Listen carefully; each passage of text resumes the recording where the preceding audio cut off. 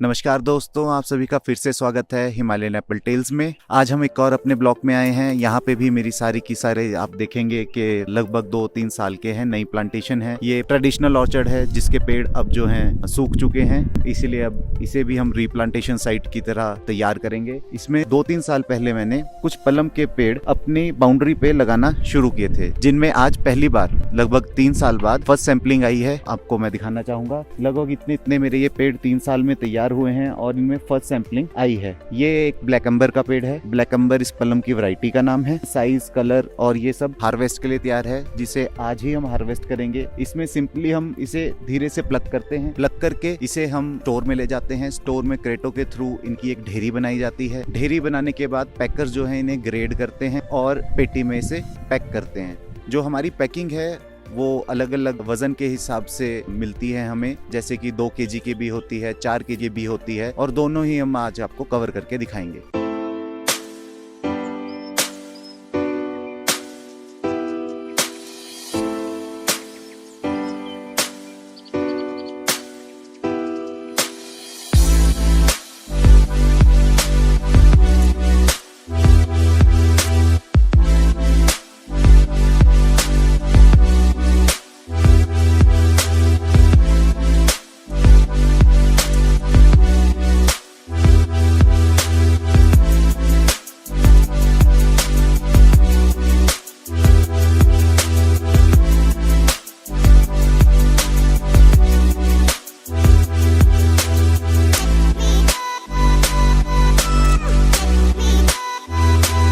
Pack करने के बाद इसे डायरेक्ट मार्केट में जाके बोली के लिए छोड़ दिया जाता है। गणपति बाप्पा मोरया। बोलो जी, खुला बोलो। 1011 1011 1021 1031 23 61 71 81 91 1100 अरे 1161 1211 बोल सीधा यार 1511 हाँ जी 100 रुपया जी। हाँ जी 100 रुपया जी। ये मल भाई यानी पौधा 2 किलो जी। हाँ जी 100 रुपया जी। हाँ जी 100 105 105 105 105 ये 100 रुपये 3 करना ये 1811 1811 1811 वजन है भैया इसमें। 1811 पिट्टू बहुत हैवी है इसका। 1441 काट करके बेचो बड़े। 1491 71 बॉक्स है भाई। 1471 73 1471 1471 माल है, माल 1471 मक्खन माल। 1471 1471 1471 पे 1471 1900 1911 1911 1911 1911 19 बोलूं बाबूजी। बोल दे 1960 रुपए 1960 रुपए 2011 2011 2011 बेच दो जी। 2000 रुपए जी। Electron and Company।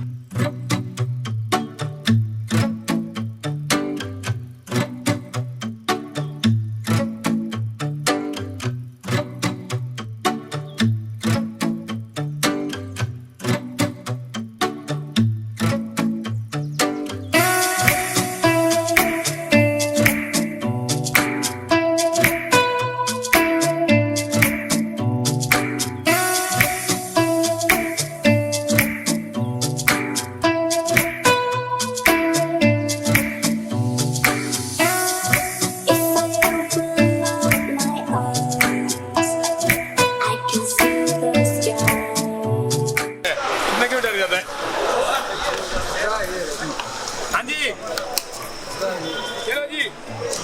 ये ब्लैक एम्बर आ गया जी। ये 70 रुपए 80 रुपए 90 रुपए 85 रुपए 90 91 रुपए 105 रुपए 110 रुपए 20 25 30 रुपए 130 रुपए 130 रुपए 130 रुपए 130 रुपए। जय बाबू जी। 130 रुपए किसका जी। और अब हम आ चुके हैं मार्केट में, पराला मंडी में, और हमने जिनके पास पलम लगाया है वो हैं प्रताप वर्मा जी। पराला में मेरी order Pratap Verma and company के नाम से ऑफिस नंबर 6 है और फंड नंबर 25 है। इसके अलावा परमाणु में भी मेरी दुकान है और शिलारू में भी प्रताप वर्मा एंड कंपनी के नाम से मेरी दुकान है। तो प्रताप जी, हम जानना चाहेंगे कि जब कोई नया ग्रोअर यहाँ आता है, अगर यहाँ की उसे कोई नॉलेज नहीं है तो वो यहाँ पे आके कैसे सेब बेचता है? देखिए, पहली बात तो ये है कि मार्केटिंग करना बहुत आसान है। आप अपने घर से गाड़ी में लोड कीजिए, छोटी गाड़ी बड़ी गाड़ी, जिस हिसाब से आपकी पैकिंग या जो लोड बनता है वो लेकर आप मंडी में आते हैं। मंडी में अगर काफ़ी रश रहता है तो लाइन वाइज आपकी गाड़ी लगती है। आप जैसे मेरी दुकान पे 10 गाड़ी हैं तो नंबर वाइज 1 2 3 4 5 इस तरह से गाड़ियों में नंबर लगते हैं। उसके हिसाब से वो उतरती भी है, माल उतरता है, फिर बिकता है।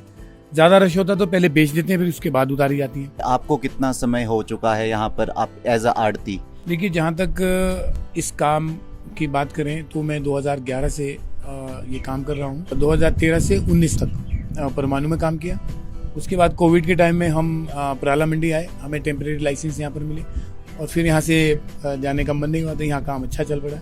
घर के नज़दीक की मंडी है, लोग भी इस मंडी को जो है ज़्यादा पसंद करते हैं। तो आपका इतना लंबा एक्सपीरियंस है, 14 साल का एक्सपीरियंस, तो आपके आड़ती वाले जीवन में क्या क्या चैलेंजेस आपको इसके साथ फेस करने पड़ते हैं? देखिए, ये काम बहुत रिस्क जैसा इसमें कई बार महसूस होता है, क्योंकि हम जिन पार्टीज के साथ काम करते हैं ऐसा नहीं है कि वो सभी लोग जो है ईमानदार होते हैं, ऐसा भी नहीं है कि सब लोग बेईमान होते हैं, लेकिन ज्यादातर ईमानदार होते हैं। कभी बीच में 1 2 आदमी भी अगर इसमें गलत हो, भाग जाए, ऐसे कई बार हुआ है, तो काफी नुकसान आड़ती को उठाना पड़ता है, क्योंकि जिम्मेवारी तो उसकी होती है। अब जैसे आपने बात की है फ्रॉड की, तो अगर एक ग्रोअर के पास, मैं कई बार सुना है हमने, आड़ती भी बीच में फ्रॉड कर जाते हैं, तो एक तो ग्रोअर के पास ऑप्शन होता है कि वो पुलिस के पास चले जाए। क्या इसको छोड़ के भी उसके पास कोई और स्कोप होता है कि वो कुछ कर पाए?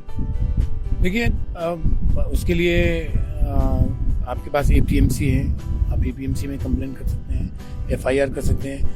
तो जो फ्रॉड होते हैं फिर उनको आगे हम भी एपीएमसी से रिक्वेस्ट करते हैं कि भाई ऐसे लोगों को जो है लाइसेंस ना दे, जो बिल्कुल 4-5 सालों से लगातार फ्रॉड चल रहे हो। नए बागवानों के लिए आपके लिए क्या सजेशन रहेगी कि प्रोडक्शन के लिए, या कोई नया खेत लगाना चाहता है या अभी भी कर रहा है, तो उन्हें किस तरफ जाना चाहिए? देखिए, समय के साथ हर चीज़ बदलती रहती है। आज की तारीख में लो हाइट में कोई रॉयल का पेड़ तैयार करना भी मुश्किल है और उस तरफ लोग जाते भी नहीं हैं।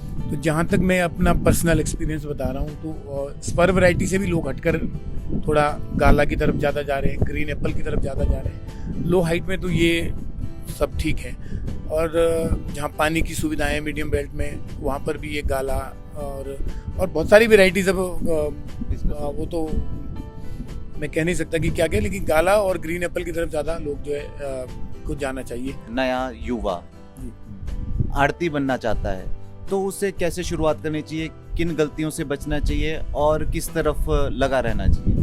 देखिए, इसमें ऐसा तो कुछ नहीं है कि इसमें कोई क्लासेस लगती है या कुछ भी। ये तो आपका, ये मान के चलिए कि आपके पास ग्रोवर आया, आपके सामने खरीदार है उस माल को लेने के लिए, और आप उसमें अपनी कमीशन आपका जो है वो फिक्स है, और इतनी सी प्रक्रिया है।